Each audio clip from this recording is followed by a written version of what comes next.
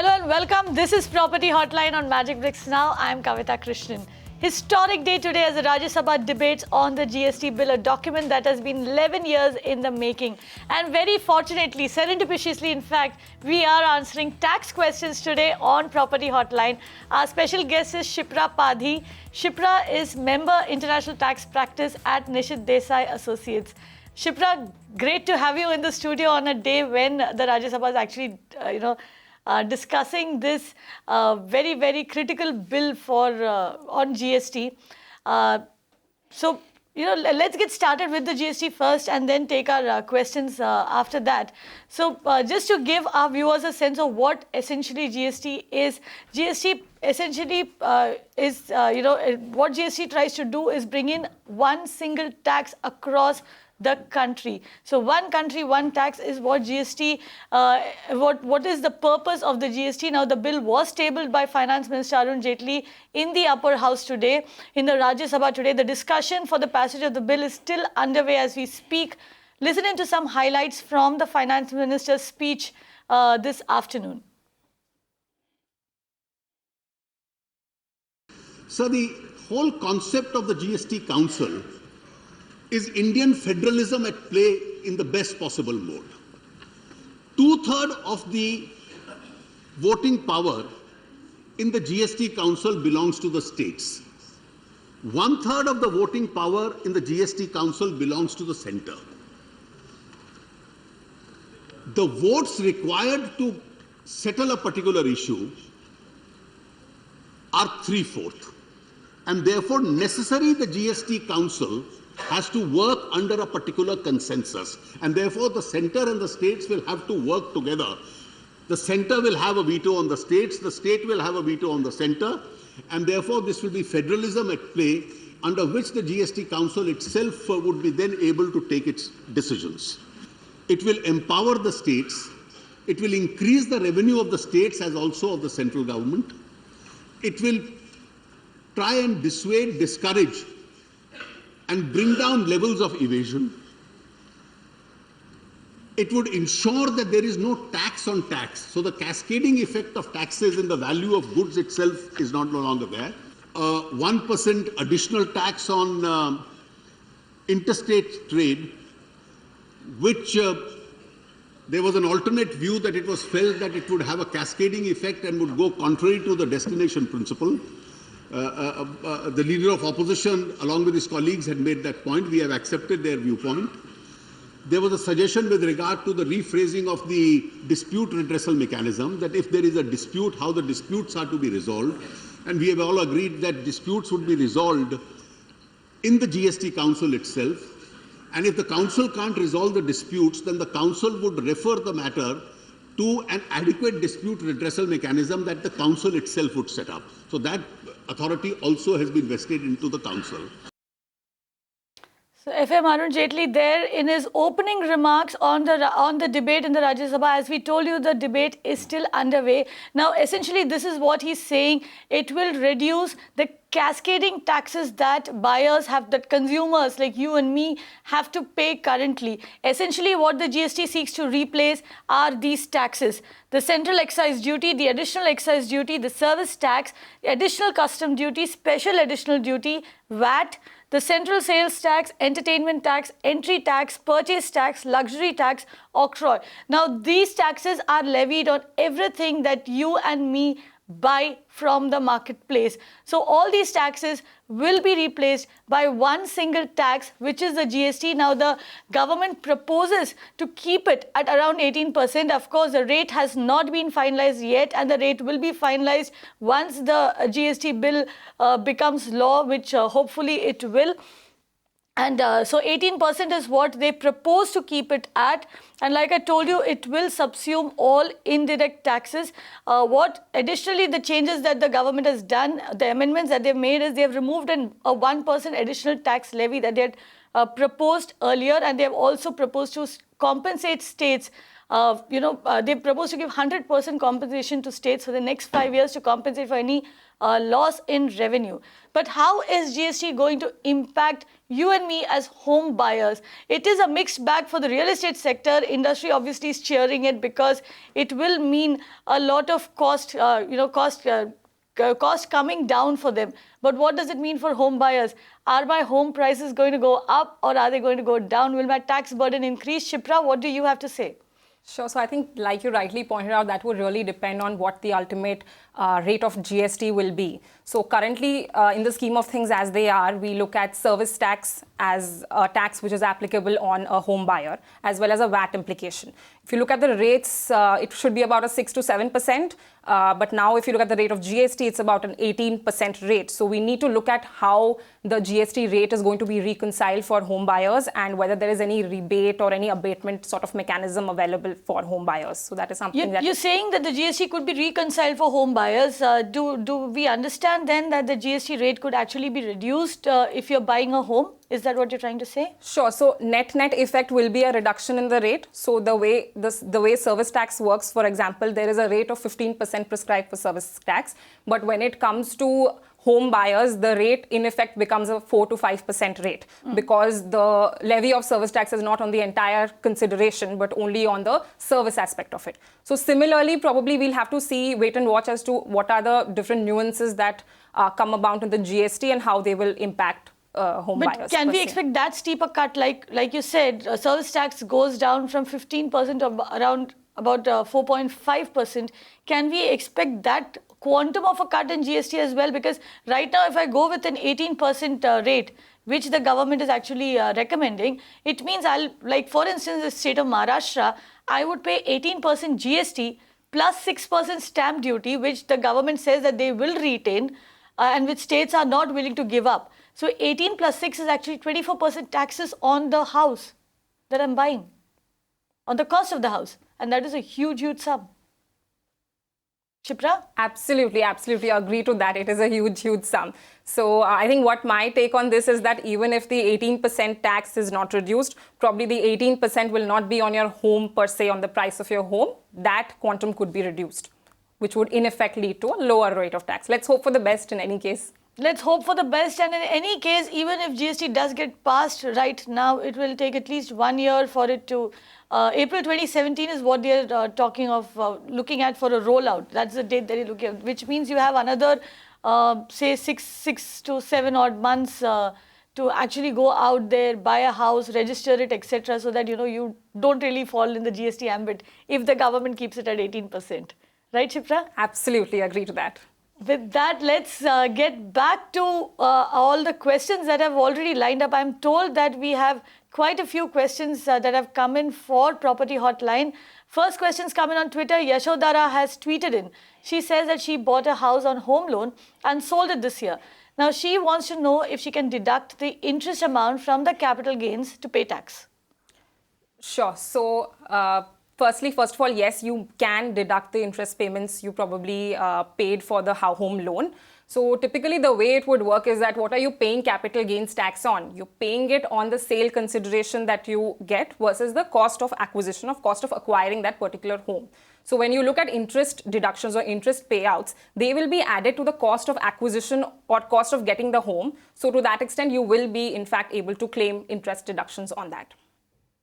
Okay, so you can claim interest deduction on sale of the house, and also if you could just, Shipra, if you could just, tell her how much is the deduction that she can actually claim, because I know that is what everybody wants to know.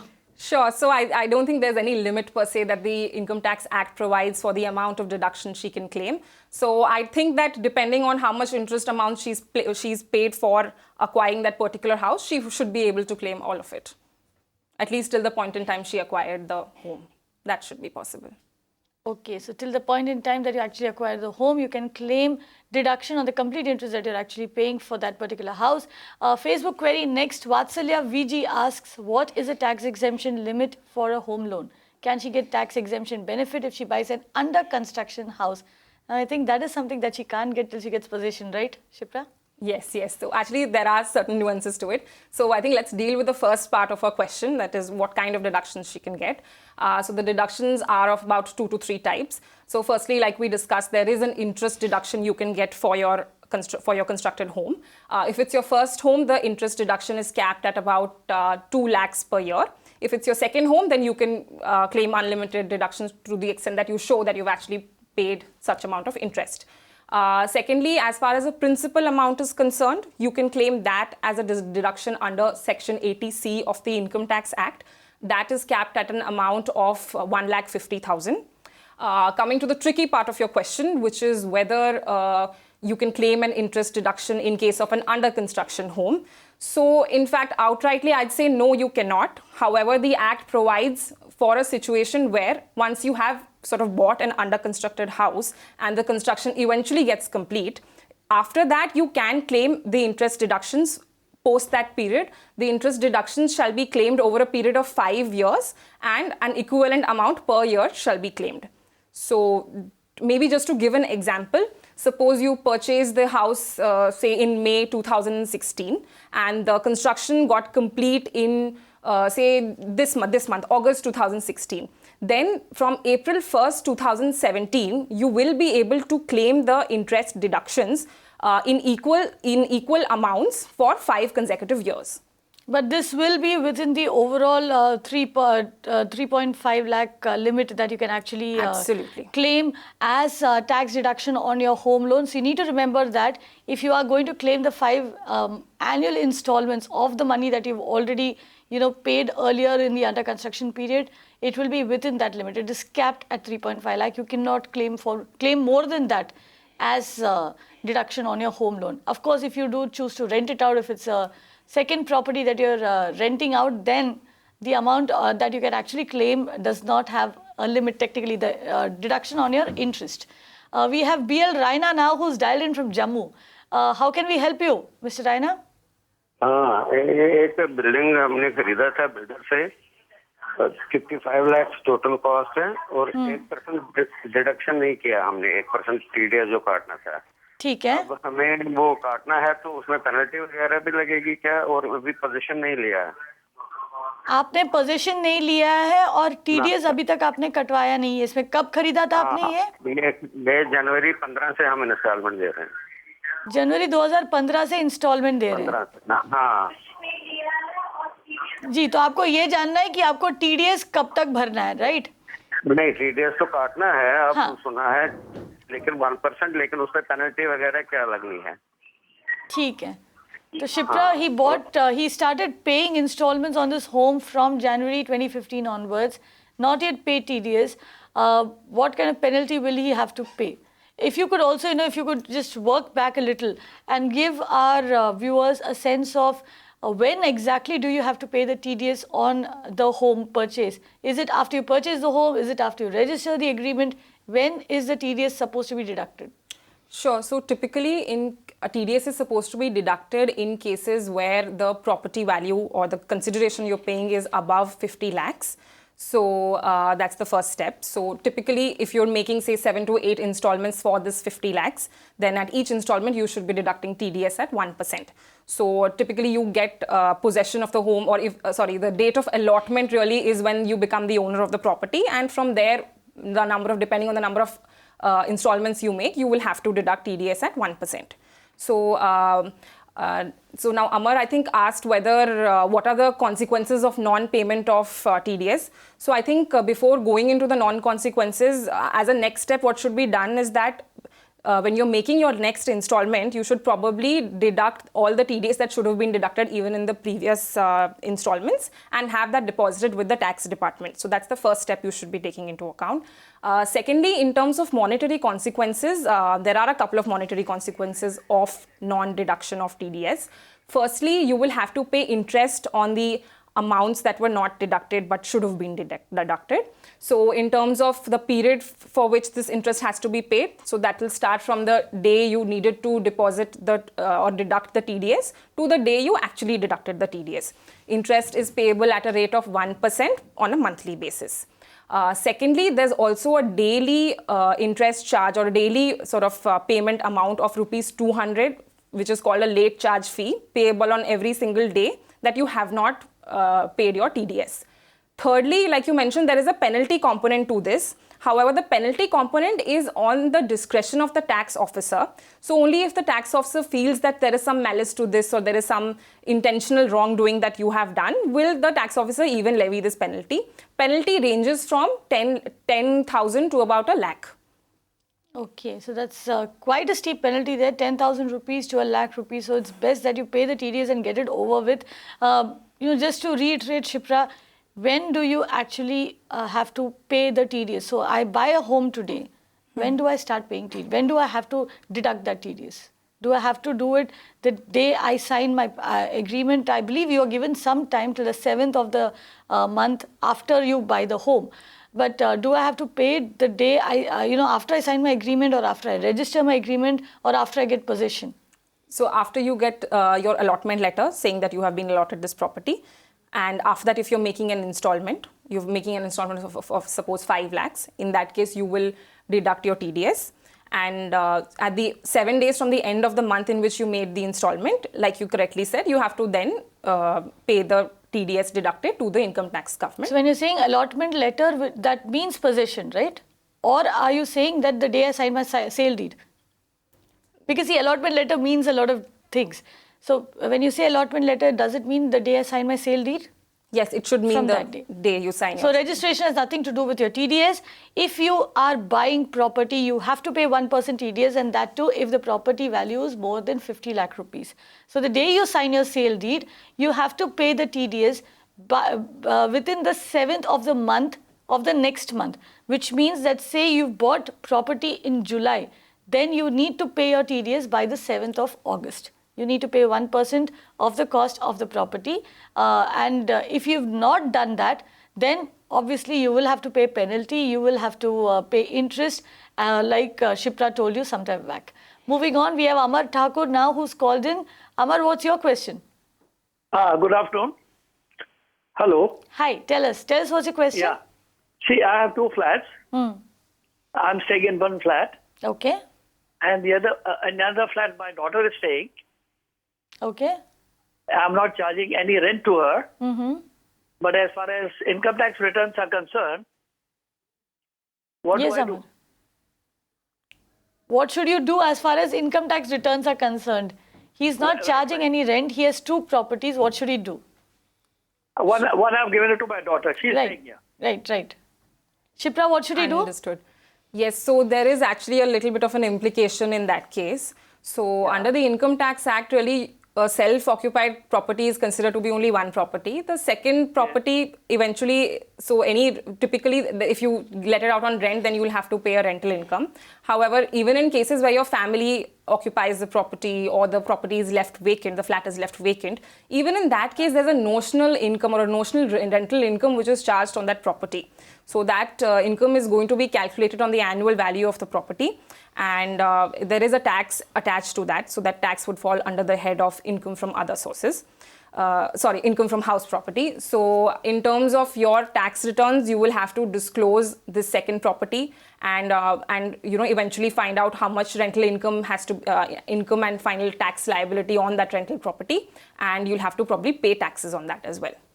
So essentially, you will have to pay income tax on the rent or on the deemed rent that you are getting from the second property that you hold. Now that goes without saying. However, Amar, there is the IT department also gives you something. They take something from you. They're also giving you something here. If you have bought this property on a home loan, if you've taken a home loan to buy this property and you are paying the EMIs for that, then I think Shipra will have some good news for you.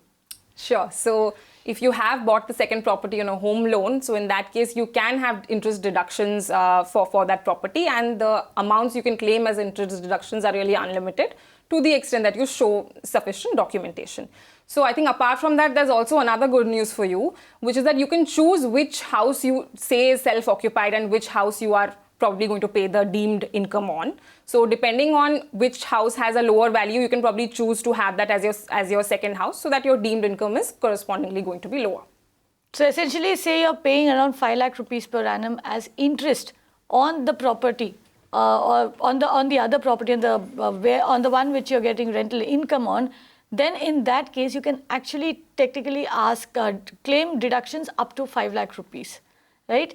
So like I told you, when the IT department gives you something, they also takes when they take something away from you, they are also giving you something over here. Dr. Somesh Kumar has called in from New Delhi next. Dr. Kumar, how can we help you?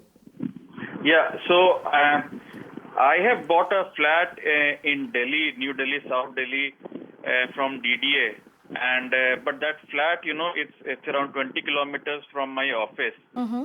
So I took a loan of around 1 crore for that flat. So that's the only flat that I have got a possession of. But due to the distance, for a large distance from my office, I'm living very close to the office in a rented property. That's within a couple of kilometers. So how much IT exemption on interest do I have on the flat that I have rented out, which is 20 kilometers from the office? Okay, how much IT exemption can he claim? He basically lives in one city and he rents out a property in the same, he owns a property in one city and he rents out a property in the same city. So what do you say? Sure. So the IT exemption in terms of interest deductions will be limited to 2 lakhs because, like you mentioned, it's your first property that you've bought. So in that case, 2 lakhs per annum is the interest deductions that you can claim. However, the other good part about it is that your rental, the flat you're living in where you pay a rent, you can claim that as HRA. So to that extent, you will get an additional deduction on the house that you're currently living, depending on what is your HRA you're getting from your employer. Separately, on the principal amount as well, you can claim a deduction of up to 1,50,000 under Section 80C of the Income Tax Act. That's also a yearly deduction. So you can actually claim deduction under 3 different heads. You get a deduction on the principal paid, on the interest payment, plus you get HRA deduction. Shyamji Agarwal has tweeted in our next question. Now he wants to know if he should pay capital gains tax if he sells property within 3 years of purchasing it. He's not given us a date. What would you say, Shipra? So straightforward, yes, you will have to pay capital gains tax on that. So just to probably give a brief background, capital asset is divided into a short-term capital asset and long-term capital asset depending on the period of holding. So for example, if it's held for a period less than 3 years, it's considered to be a short-term capital asset, and if more than 3 years, then it's considered as a long-term capital asset. In terms of tax rates, a long-term capital asset, for example, a property is typically subject to 20% tax, whereas a short-term capital asset, the tax rate is going to be as per your income tax slabs, which could be, say, about at maximum about a 30 to 32% tax. So, of course, we'll need to figure out what is the sale consideration you're giving and what is the cost of purchasing the property to determine whether or not you're making a profit on which you will pay the tax or not. Right, and on the screen you can see what exactly is capital gains tax. Also, let me tell you another thing. If you have to actually end up paying long-term capital gains tax, now that is tax against which you can also claim exemption. And my team will put up that information as well. But just to bring in Shipra over here, Shipra, how do you claim exemption on long-term capital gains tax? Sure. So if you have you're making gains on the sale of a property and you reinvest that property into, say, buying another residential house or buying certain specified securities as determined under the Income Tax Act. So in that case, you will get an exemption for the capital gains tax. Right. But also you need to remember that this house that you're buying, you need to buy a residential property, and it has to be, if you're buying a ready property, you have to buy it within 2 years of selling off the earlier property, and essentially you need to reinvest the gains within 2 years. And if you're buying under construction property, then you need to get possession of that property within 3 years of selling off the first property. If not, you can of course reinvest those gains in capital gain bonds, and that also, is there a cap on that, Shipra? So I think it's limited to, of course, the gains you make. Those are the gains you can invest in the capital gains bonds, and the bonds are limited to, I think, a couple of ones that are listed in the Income Tax Act. For example, the REC and NHAI related bonds. There it is. Your investment in your bonds are capped at 50 lakh rupees. So the amount of gains that you can actually reinvest in bonds is capped at 50 lakh rupees.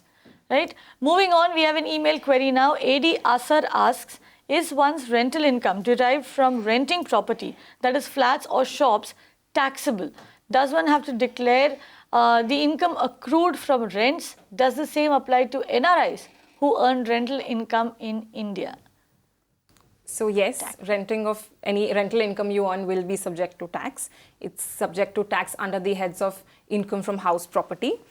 So like we were discussing earlier, you will basically compute an annual value of the property, and there are certain deductions available based on which your final, taxable income is determined, on which you will pay tax.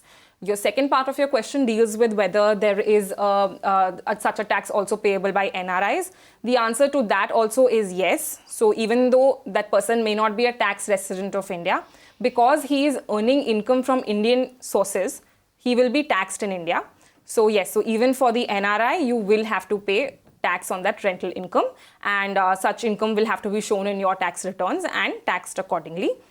So an NRI can sort of take benefit of an income tax treaty, double taxation avoidance agreement. It would of course depend upon which state or which country he is resident of. But typically from my experience, what I've seen is that even in those cases, the right to tax lies with the source country, which is where the property is located. So even in those cases, probably India will have the right to tax. But of course, there could be a way of claiming credit for Indian taxes paid. Right, so you need to check that, and ideally what you should be doing is speak to a tax consultant based in the country where you are actually living and working currently, and they'll be able to tell you how best to go about claiming those credits for the taxes that you will have to pay in India. Malvika is on the phone line from Mumbai. Malvika, how can we help you? Yeah, hi, this is Malvika. My question is that, when we sell house property and make capital gains on it, then how do we claim exemption? Let's say I invest in another house property within the stipulated time limit, but I do it as a joint owner with somebody else. So do I still get the benefit despite being a joint owner, and how does it really work in that case? Okay, so we are assuming that what you're claiming is actually a long-term capital gains tax over here. She's by reinvesting it in another property with one more person. So it's a joint ownership. Can she still claim deduction? Sure. So the answer to that is yes. Irrespective of whether you're a joint owner or the sole owner of the new property, you should be able to claim a deduction. Of course, the various conditions and limitations under the Income Tax Act for claiming the deduction have to be fulfilled in terms of time period, in terms of the gains being long-term capital gains, etc. But yeah, irrespective of you being a joint owner, it should be possible. Right. With that, we come to an end of our show today. But before we leave, some key takeaways for you. Today, let's discuss TDS or tax deducted at source, something that came in the budget of 2013. A lot of people, a lot of home buyers, in fact, are still ignorant that they need to pay this 1% TDS when they buy a home. Now, you need to pay this 1% TDS after you sign the sale deed for that particular home or after you get the letter of allotment. Now, you need to pay this TDS before the 7th of the month after the signing the sale deed. So, if you're buying property in July, you need to pay the TDS within 7th of August. Now, ensure that you pay off that 1% because otherwise you will have to pay penalty, you will have to pay interest, and those are quite steep. That's it. That's it on today's episode of Property Hotline. Thank you very much, Shipra, for joining in, for answering all those questions. If you have any questions related to real estate, do get in touch with us. We'll get the country's top experts to answer each and every one of them. Thank you very much for tuning in. Stay tuned to Magic Bricks Now.